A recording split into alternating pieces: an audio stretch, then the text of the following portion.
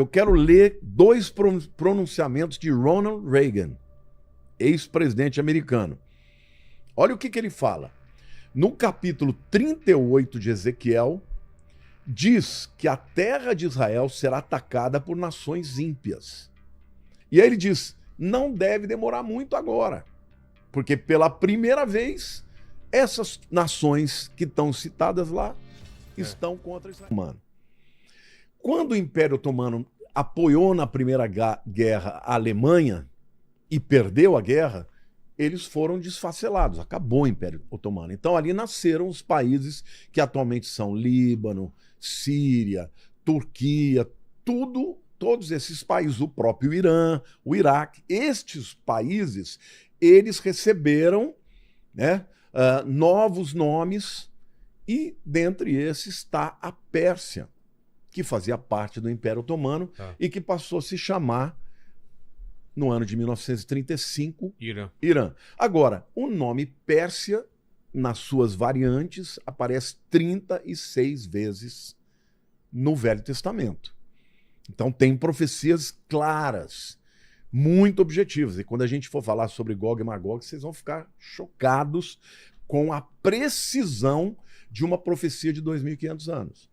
Então, você tem, por exemplo, profecia dos persas no livro de Daniel e de Isaías. Por exemplo, Isaías, o profeta Isaías, ele profetiza 150 anos que viria um homem chamado Ciro. O quê? 150 anos. Antes dele nascer. Dizendo que o povo de Israel... Olha, para vocês terem uma ideia do que Deus é e do que a Bíblia é... Que doideira. Isaías profetizou entre os anos 730 a.C. e 680 a.C. Isaías profetizou que o povo de Israel, junto com Jeremias também, seria levado cativo pelos babilônios. Agora, quando aconteceu a invasão babilônica? A invasão babilônica com Nabucodonosor teve 3 incursões. A primeira em 605 a.C., a segunda em 596 a.C. e a terceira em 586 a.C. Nessa última... não é o Ciro Gomes, o pessoal Não, tá o falando... O pessoal tá falando aqui no chat, é o Ciro Não Gomes. é o Ciro Gomes, tá? É outro Ciro. Mas os babilônios foram liderados por um grande líder chamado Nabucodonosor.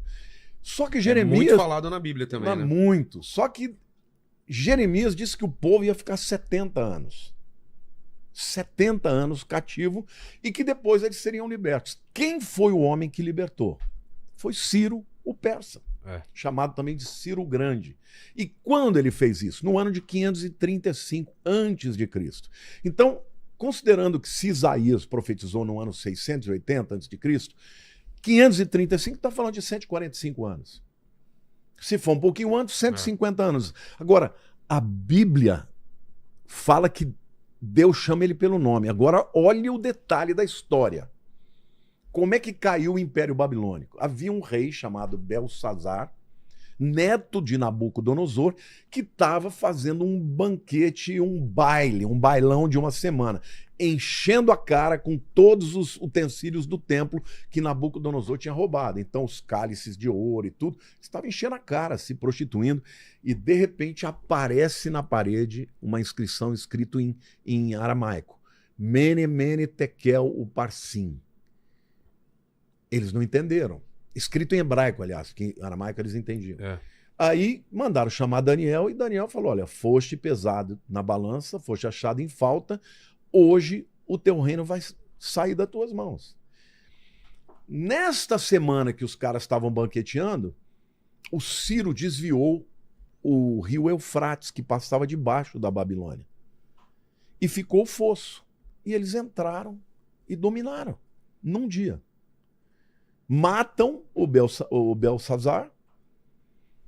E ali eles chegam junto com Dario I, que depois se torna um cara famoso também na história, o pai do Xerxes, né? O Xerxes é aquele do filme 300, lembra? Ele é um rei... Rodrigo Santoro fez, né? Rodrigo Coloca Santoro. aí o nosso querido Rodrigo Santoro. Que na Bíblia, em português, é chamado de Assuero, mas no hebraico é Ahasverosh. Ah, é? É o mesmo, é o Xerxes. Tá. Bom, essa é uma outra história que depois vem mais para adiante. Mas quando o Dario chega e o Ciro chegam na Babilônia, Daniel vai se encontrar com ele. E aí ele diz assim, olha, bem-vindo, nós estávamos à sua espera. Eu? É. Na minha escritura, Deus te chama pelo nome. Deus chama Ciro de meu pastor, que vai libertar o meu povo. E sabe o que Ciro fez? Ficou tão impactado que ele liberta o povo de Israel, assina um decreto, dá dinheiro para que o povo volte. Porque ele ficou impactado que 150 anos antes havia uma profecia chamando ele pelo nome. Caramba. Então, o Ciro persa, o Ciro Grande, foi muito bom para Israel.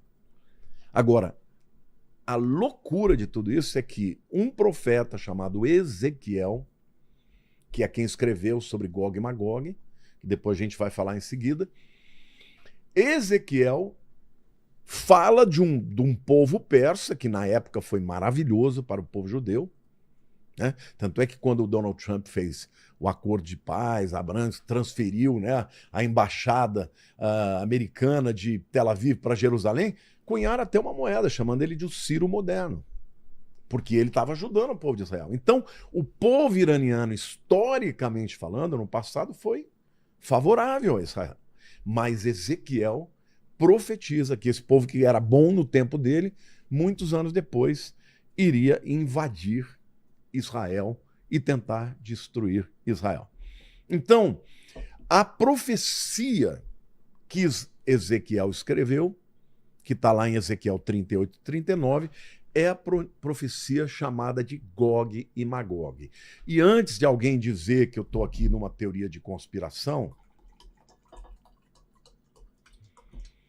eu quero ler dois pronunciamentos de Ronald Reagan, ex-presidente americano. Olha o que ele fala. No capítulo 38 de Ezequiel, diz que a terra de Israel será atacada por nações ímpias. Pela primeira vez na história, isso é uma declaração de 1971, tá? Pela primeira vez na história, tudo está no seu lugar. Não deve demorar muito agora. Ezequiel diz que fogo e enxofre choverá sobre os inimigos do povo de Deus. Isto deve significar que eles serão destruídos por armas nucleares. Donald Trump fez essa declaração em 1971 e eu tirei isso de um livro do Mark Hitchcock, que é um dos grandes estudiosos sobre final dos tempos, no livro dele Showdown with Iran. Tá? Ou seja, o que o Ronald Reagan está dizendo? Ele está interpretando a profecia de Ezequiel 38, que ele conhecia, e ele diz que a terra de Israel seria invadida por nações ímpias. E aí ele diz, não deve demorar muito agora, porque pela primeira vez, essas nações que estão citadas lá estão contra Israel. Agora, veja, isso aqui foi em 1971.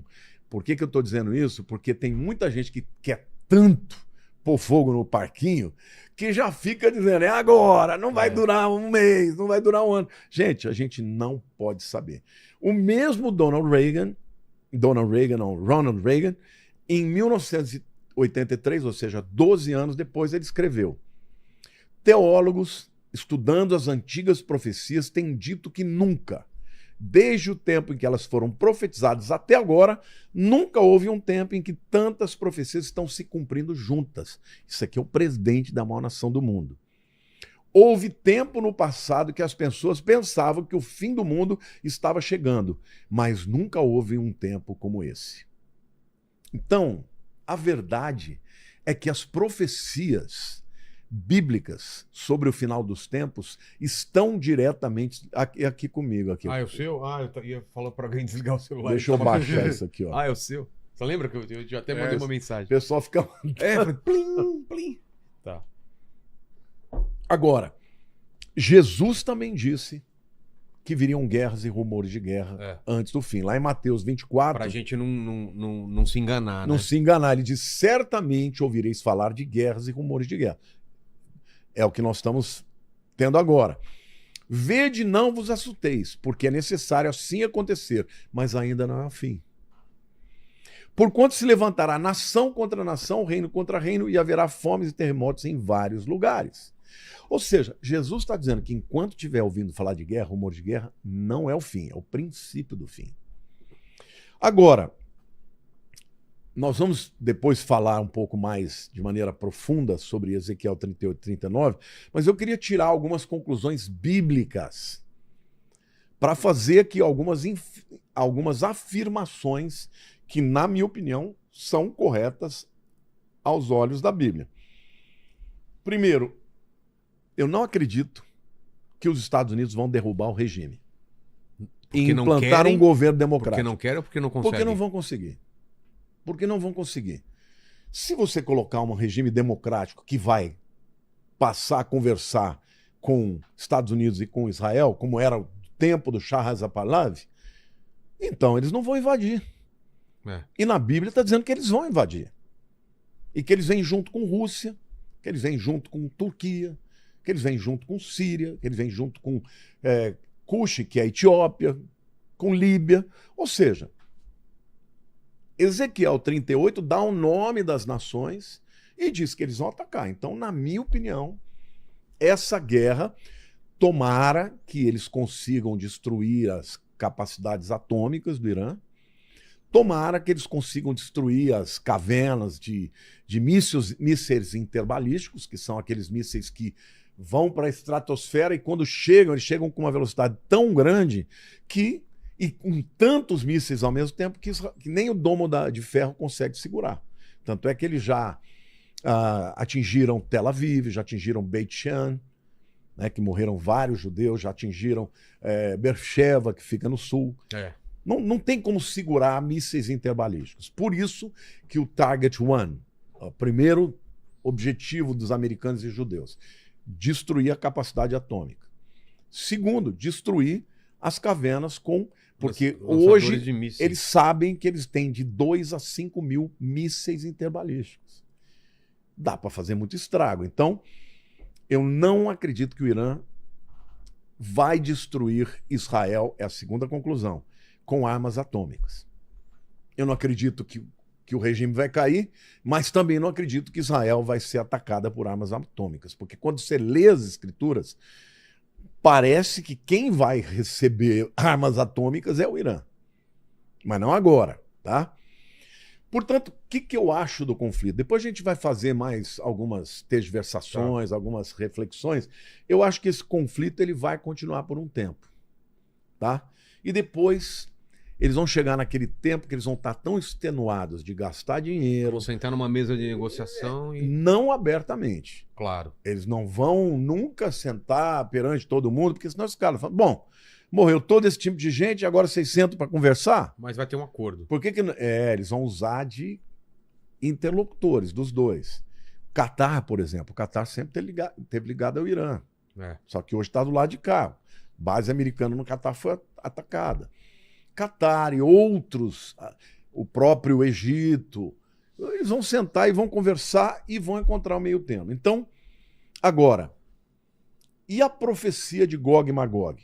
A profecia de Gog e Magog mostra que o ataque desta coalizão, quando você ouvir falar de Gog e Magog, para quem já é estudioso da Bíblia já sabe que Gog e Magog é uma coalizão de nações liderada pela Rússia e pela Pérsia, que é o Irã. Tá? A gente vai depois falar sobre isso. Mas como é que esse ataque vai acontecer?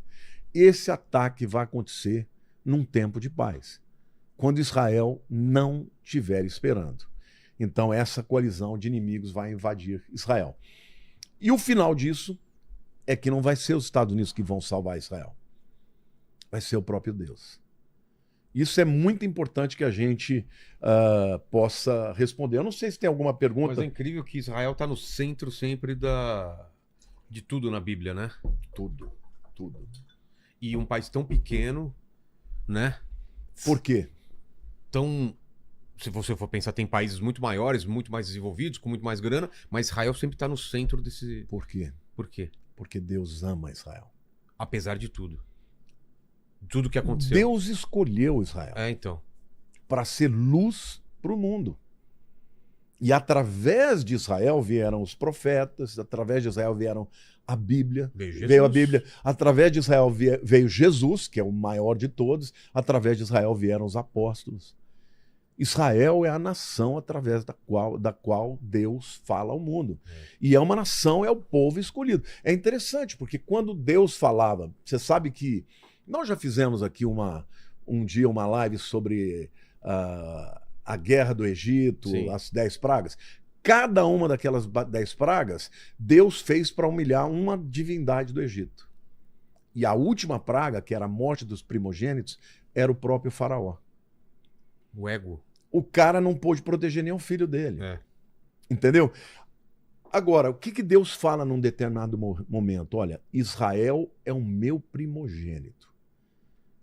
Se você não deixar o meu primogênito ir, eu vou matar o seu primogênito. Por isso que foram mortos todos os primogênitos dos egípcios. E dos judeus não, porque eles estavam debaixo, né, do sangue nos umbrais da porta, e ali foi instituída a Páscoa. Agora, tem alguma pergunta? Tem. Vou fazer uma pergunta aqui da Beatriz. Ela está perguntando aqui, ó. Não sei se podemos marcar datas, mas na sua opinião, pastor, estamos nas dores do parto? E a construção do terceiro templo vem depois da guerra de Gog e Magog ou antes? Beatriz? Isso. Excelente pergunta, Beatriz. Bom, que nós estamos nas dores de parto, eu não tenho dúvida, porque quando você lê Mateus 24, todos os sinais que ele fala que são dores de parto estão acontecendo. Vamos lá. Todos. Vamos ler lá para você ver. Mateus 24. São vários sinais. São muitos sinais. Na verdade, são 7 sinais. Eu vou lendo aqui para vocês, olha. Vede que ninguém vos engane, porque virão muitos em meu nome dizendo, eu sou o Cristo, e enganarão a muitos. Então, é o espírito de engano, falsos profetas e tal. 2. Certamente os ouvireis falar de guerras e rumores de guerras. Segundo sinal. Vede, não assusteis, porque é necessário assim acontecer, mas ainda não é o fim. É o princípio de dores. Portanto, se levantará nação contra nação e reino contra reino. Aí fala não só de guerras entre países, mas em guerras étnicas. Por exemplo, quando fala nação contra nação, a palavra no original é etnia. São guerras étnicas. Guerras entre brancos e negros, guerras entre judeus e árabes. Isso é guerra étnica. E depois, quando ele fala de reino contra reino, é Basileia contra Basileia. Aí é país mesmo. Aí ele diz, porém tudo isso é o princípio de dores. Por isso nós estamos nessa época. Então sereis atribulados e vos matarão. Sereis odiados de todas as nações por causa do meu nome. Será que as pessoas não estão percebendo como tem gente odiando Israel de graça? Pois é. Como tem gente, o antissemitismo crescendo, recrudescendo, e até perseguição mesmo a cristãos que estão morrendo na África e em muitos lugares. Nesse tempo, muitos hão de se escandalizar, trair e odiar uns aos outros. Levantar-se-ão muitos falsos profetas e enganarão a muitos. E por se multiplicar a iniquidade, o amor se esfriará a quase todos. O que é a multiplicação da iniquidade? Apostasia? Epstein. Ah. Tem coisas... Você conseguiu ver o episódio na Netflix que fala sobre ele? Vi. Eu não consegui. Fiz vários episódios aqui. É canibalismo, É canibalismo, é satanismo, é... maldade com criança. Meu Deus, tudo. pedofilia, tudo que tem de mais... Tentei não falar a palavra, pastor. Aqui não pode, né, cara? Mas é isso. Agora... Zoofilia, tem tudo. Tem de tudo. E gente do mais alto escalão. Eu não sei se você viu aquele Globo de Ouro em que o Rick Gervais ele foi apresentar. Sim, aquele espetáculo. Ele falou, né? Ele falou, olha, eu nunca mais vou estar aqui, então eu vou a última vez, I don't ele care. Destruiu, eu né? vou falar o que eu tiver que Vocês falar. vêm aqui, recebam o prêmio, não fala nada, vocês não estão na posição de falar nada. Vocês são amigo do Epstein, eu sei o que acontece. Eu sei que vocês gostam de pedofilia e ainda falou assim, ó, tem gente aqui que vem lacrar e vem querer ensinar. Vocês não estudam, tem gente aqui que não estudou nem metade do que a Greta Thunberg. Exatamente. Ele que não vai para uma sala de aula de jeito nenhum, né? Ele destrói. Ou seja, mas o que a Bíblia fala sobre o esfriamento do amor por causa da multiplicação da iniquidade é um sinal da vinda de Jesus. Então, na verdade, nós estamos vivendo esse tempo. Agora, e o Irã? Qual é o papel do Irã e da Rússia no final dos tempos? A pergunta dela, parece que esqueci, mas não esqueci, ela queria saber se essa guerra de Gog e Magog seria a guerra que poderia precipitar o acordo de paz que vai construir o terceiro templo. Essa é uma das opiniões. Os teólogos divergem. Uma segunda opinião é que esta guerra de Gog e Magog vai acontecer dentro da tribulação, porque vai gerar uma guerra, a terceira guerra mundial, e vai estar dentro da grande tribulação. Mas eu vou ler para vocês, bem devagar, explicando para vocês, Ezequiel 38, de 14 a 23. Deus fala assim: portanto, ó filho do homem, está falando com Ezequiel, profetiza e dize a Gog. Gog é um ser humano, tá? É o líder da Rússia. Depois eu vou explicar por quê. Assim diz o Senhor Deus: acaso naquele dia, quando o meu povo de Israel habitar seguro, você não saberá? Tá vendo? O povo está seguro.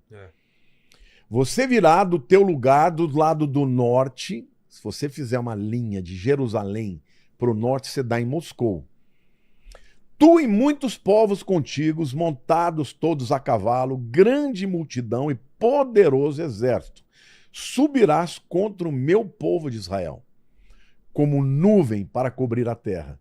Nos últimos dias, hei de te trazer contra a minha terra. Deus está falando, sou eu que vou te trazer, não é você que vai escolher. Por isso, não é que eles vão decidir, não. Quando Deus quiser fazer isso, ele vai fazer para glorificar o seu próprio nome. Ele diz assim, ó: nos últimos dias eu hei de te trazer contra a minha terra para que as nações me conheçam a mim. Quando eu tiver vindicado a minha santidade em ti, ó Gog, perante elas. Assim diz o Senhor, Deus, não é você de quem eu disse nos dias antigos, por intermédio dos meus servos, profetas de Israel, os quais então profetizaram durante anos que te faria vir contra eles. Naquele dia, quando vier Gog contra a terra de Israel, diz o Senhor Deus, a minha indignação será muito grande. Pois no meu zelo, no brasume do meu furor, disse que naquele dia será fortemente sacudida a terra de Israel. Há terremotos terríveis. De tal sorte que os peixes do mar e as aves dos céus e os animais do campo e todos os répteis que se arrastam sobre a terra e todos os homens que estão sobre a face da terra tremerão diante de ti, na minha presença. Os montes cairão abaixo, os precipícios se desfarão e todos os muros desabarão por terra.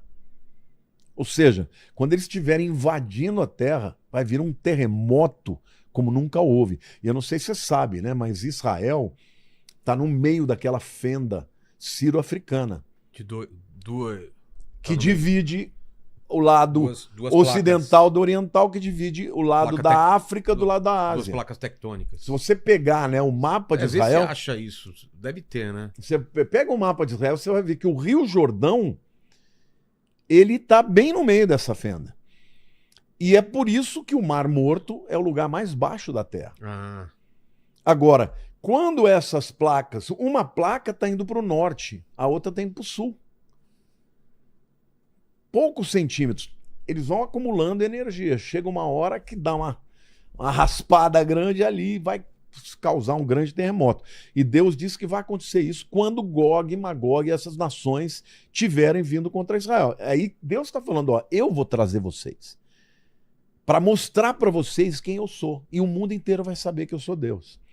Aí ele diz, contenderei por meio da peste, tá? Vai ter algum tipo de pandemia junto, do sangue, chuva inundante, grandes pedras de saraiva, isso pode ser chuva de meteorito, mas pode ser também explosão de vulcões, porque quando mexem, né, as placas tectônicas mexem com todo o magma, isso pode gerar vulcões cuspindo, né? muita lava que se pedrifica e aí por diante vem como pedras também. Fogo e enxofre farei cair sobre ele, sobre as suas tropas e sobre os muitos povos que estiverem com ele. Assim eu me engrandecerei, vindicarei a minha santidade e me darei a conhecer aos olhos de muitas nações e saberão que eu sou o Senhor.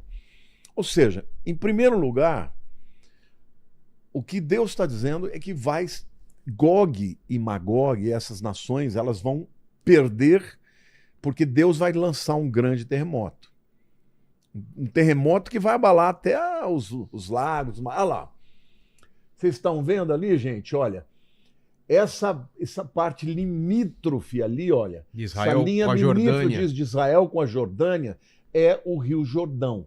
Lá ao norte, você vê o Mar da Galileia. Ele começa acima disso, lá onde está em Bânias, né? Ali nasce o Rio Jordão. Tá. Ele vem e desemboca naquele primeiro lago em cima, que é o Lago Genezaré, ou chamado Mar da Galileia, mas não é um mar, é na verdade um lago. Depois ele sai na parte sul e vai descendo até esse outro corpo de água ao sul, que é o Mar Morto. Mas essa fenda, ela vai até a África. Por isso que ela é chamada Sírio-Africana. Ou seja, são duas placas tectônicas. De um lado está a Jordânia e do outro lado Israel. Isso significa que, de um lado, uma placa vai para o norte e outra vai para o sul. E elas, quando elas se juntam, isso causa fricção e grandes terremotos. Agora, Deus está dizendo que ele vai trazer, então não é a decisão dos ayatolás, não é a decisão da Rússia. É Deus que vai dizer, agora chegou a hora. E o interessante, porque ninguém vai salvar Israel aqui. Não serão os americanos. Vai ser o próprio Deus. A segunda coisa que a gente vê no texto é que os próprios inimigos vão se confundir. E eles vão lutar um contra o outro. Olha o que diz Ezequiel 38, 21. Chamarei contra Gog a espada em todos os meus montes, diz o Senhor Deus. A espada de cada um se voltará contra o seu próximo. De alguma forma eles vão ficar loucos e vão lutar um contra o outro e vão se matar. Vai ter peste também. Você fala, entre eles quem? Os aliados de Gog e Magog. Tá, entre Rússia e Rússia, sei lá, China, tá. Irã, Algum Turquia. desentendimento entre eles. Vão guerrear entre eles. O próprio Irã bombardeou, se não me engano, a Turquia. Dá uma checada, mas... Não, Turquia não. Ele bombardeou o Catar. Não, mas parece que hoje bombardeou Parece a Turquia. que hoje- A Turquia? É. Olha lá, tá confirmando. Hoje? É. Uau. Inclusive, estranho, já né? tem pergunta sobre isso. É mesmo? Já Tá. fizeram pergunta Então sobre segura aí. Ele está falando que vai contender por meio da peste e do sangue. Isso aqui é uma coisa... Peste, tudo bem. E o sangue? Será que Pandemia? não é uma doença que vai ser transmitida pelo sangue? Tá. Chuva e O que afeta o sangue, né? O que afeta o sangue se transmite pelo sangue. Não é? Fogo e aqui, ó. Grandes pedras de saraiva, fogo e enxofre, farei cair sobre eles. Alguns aqui afirmam que aqui é bomba nuclear. O próprio Ronald Reagan, quando ele citou essa profecia, ele disse: quem vai ser destruído por bomba nuclear é o Irã, é Gog e Magog. Tá. Entendeu? Mas vai ter chuvas torrenciais. E isso também é muito característico da região. Você sabe que quando em Israel chove muito no norte, se a pessoa está lá no deserto... Nossa, ainda tem aquelas correntes Sim, de água são poderosíssimas. poderosos E é de repente, né? mata, porque imagina, você sai do norte a... Você viu, né, pastor? Você anda, você vê o caminho das águas, né? Sim, Os sulcos, total, são os né? vadios, né? Só que é um deserto. Você não imagina que passa água lá, né? Não, por quê? Porque aqueles são os rios intermitentes. Tá. No verão, Mas tem uma época certa, é isso? na época das chuvas. Cara, que incrível. Entendeu? Quando chove muito, eu vi isso em Israel. Você viu? Eu vi lá no norte. Nós fomos passar por uma estrada, tinha assim uma avalanche de água de mais ou menos uns 5 metros. Forte. Atravessando, não podíamos esperar. Não podia passar adiante. O guia na época, o Ariel, que é muito meu amigo, ele estava exultante. Ele falou, gente, isso aqui é uma coisa maravilhosa, isso aqui vai encher o Mar da Galileia de água. Vocês não sabem que isso aqui é maravilhoso. Começou a falar e a gente celebrou com ele, né? Mas, agora imagine, você tem o norte de Israel, vamos pensar ali na região do Monte Hermon, onde nasce o Jordão, 1.200 metros acima do nível do mar. Aí você vai para o Mar Morto, 430 metros abaixo do nível do mar. Em poucos quilômetros, eu diria aí em 400 quilômetros, você desce 1.600 metros essa água vindo. Com a Vindo por meio das montanhas. velocidade que pega, né? Chega e invade. Você tem vídeos na internet, por exemplo, de um ônibus escolar com crianças que foi completamente, sabe, inundado, arrastado por essas correntes que vêm do nada de uma vez. Então, Deus fala que essas chuvas torrenciais, pedras com saraivas, fogo e enxofre, alguns afirmam categoricamente que é bomba nuclear. E o resultado disso é que Deus será temido por seus feitos. Tá? Agora, e a profecia de Gog e Magog? Quem são as nações que Gog e Magog escolhe? Escolhe não, profetiza. Rosh. Com que parece Rosh? Rússia. Rússia, você ia falar isso? Ah, Homer. É mesmo? Magog são a Ásia Central, a Rússia, são os antigos povos citas. Entendeu? Citas? Eu nunca Os tinha ouvido citas, falar. na Bíblia, são citados. Os citas. Até em Israel tem uma cidade que chama Esquitópolis. Já ouviu falar? Já foi visitar? Não, onde fica? É uma cidade no norte de Israel. No é norte? É uma cidade que tem um sítio arqueológico maravilhoso. Até foi feita um filme, acho que foi Jesus Cristo Superstars, que foi filmado lá, foi lá. Por que é Esquitópolis? Que era a cidade dos citas. Se você for no Museu do Kremlin, onde fala das raízes do povo russo, uma das raízes do povo russo são os citas.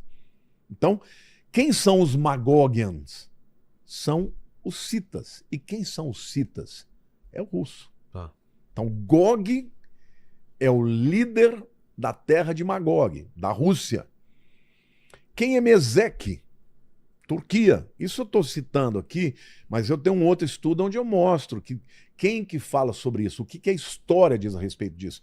Heródoto, o primeiro dos historiadores gregos, ele chama os Magogians do povo cita. Flávio Joséfo, o principal historiador judeu, chama os Magogians do povo cita.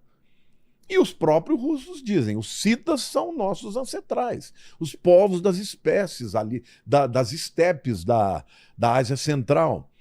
Então, quem é Tubal? Turquia, mas também sul da Rússia, Irã.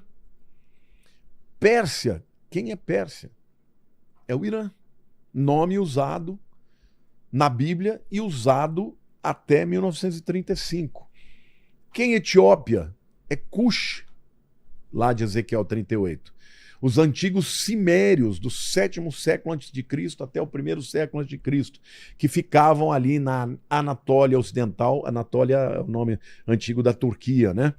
Depois fala de Casa de Togarma, Turquia, entre as cidades de Carquemes e Arã. E muitos outros povos antigos. Ou seja, a verdade é que todas essas nações, elas são nações que foram citadas na Bíblia, na profecia de Ezequiel 38 e 39, falando que um dia estas nações vão invadir o Irã, vão invadir Israel. Então hoje, quando a gente vê... Invadir ou guerrear? Vão invadir, inclusive terrestre. Tá, incursão terrestre. Aqui fala de cavalos e tal, a gente sabe que isso é metafórico, Claro. porque naquele tempo né? é o que tinha. O cara ia falar tanque, né? Ele viu, ele não entende tudo que ele viu, né? Então ele cita alguma coisa semelhante à época. Agora, isso vai acontecer em algum tempo. Ah, pastor, você está querendo que Israel seja invadido? Não, meu querido. Eu sou um dos maiores defensores de Israel. Agora, se você entender tudo que eu falo, você vai entender que Israel não vai ser obliterada, que Israel não vai ser destruída, porque Israel é a menina dos olhos de Deus. Israel é a nação que Deus protege. Deus fez uma promessa a Abraão 4.000 anos atrás. E ele disse: abençoarei os que te abençoarem, e amaldiçoarei os que te amaldiçoarem. Farei uma aliança entre mim e ti, os teus descendentes, pelas gerações, perpetuamente. Por que Deus fala isso? Porque tem muitos cristãos hoje que dizem: não, esse Israel daí não é mais o Israel da Bíblia. Deus não tem mais aliança com eles. Não, gente. Imagina você chegar para Abraão e falar: Abraão, você foi ótimo, você creu, você me obedeceu, eu pedi o seu único filho, o seu filho, né, que você tanto ama, você entregou ele para mim, então por causa disso eu vou te abençoar muito, mas o meu compromisso vai ser só com seus descendentes espirituais. Os teus descendentes físicos, eu não tenho mais nada com eles, porque eles vão me rejeitar. Pois é. Faz sentido? Não. Não faz sentido. Então, na verdade, a aliança de Deus com Israel explica por que esse povo mora num pedacinho de terra, eles representam 0,3% da população do mundo, são um povo que, se você fizer uma análise do cérebro deles, da inteligência, do QI deles, eles são iguais a todo mundo. É. Mas eles são diferentes. Eles enfrentaram guerras, exílios, perseguições. Jerusalém foi, sabe, mais de 50 vezes invadida. E, no entanto, depois de quase 2.000 anos, Deus traz esses camaradas de volta para a terra. E eles estão lá. E o próprio Ezequiel falou, no capítulo 36,